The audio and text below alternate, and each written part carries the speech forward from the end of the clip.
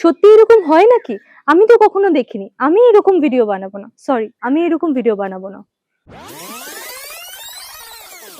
নমস্কার বন্ধুরা, আমি মাহি সাহা অরাটকের পেজে আরো একটি ভিডিও নিয়ে চলে এসেছি। ডুবকি তো আমরা সবাই চিনি, সাদা রঙের হয়, সিম্পল একটা ডিজাইনের হয়।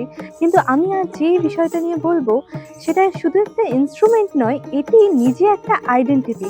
হ্যাঁ, আমি কথা বলতে চলেছি কালো ডুবকি নিয়ে। আজ আমি চলে এসেছি শান্তিনিকেতনের গোয়ালপাড়ায় গিলিদার কালো ডুবকির ওয়ার্কশপে। কালো ডুবকি শুধু একটা বাদ্যযন্ত্র না, এটা ঐতিহ্য। শান্তিনিকেতনের মাটির গন্ধ, বাংলার লোকসঙ্গীত সবটাই মিশে আছে এর সাথে। গিলিদা গভর্নমেন্ট অফ ইন্ডিয়া এর ministry of micro small and medium enterprises এর অধীনে উদ্যম রেজিস্ট্রেশন সার্টিফিকেট পেয়েছেন। এটা এতটাই রেয়ার এবং ইউনিক যে আপনি কালো ডুবকি ছাড়া আর কোথাও পাবেন না।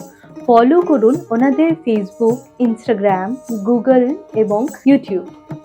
যারা গান ভালোবাসেন বা মিউজিকের সাথে কোনোভাবে কানেক্টেড, তাদের জন্য এটা একটা ফিলিংস, একটা আর্ট আর একটা ট্রেডিশন।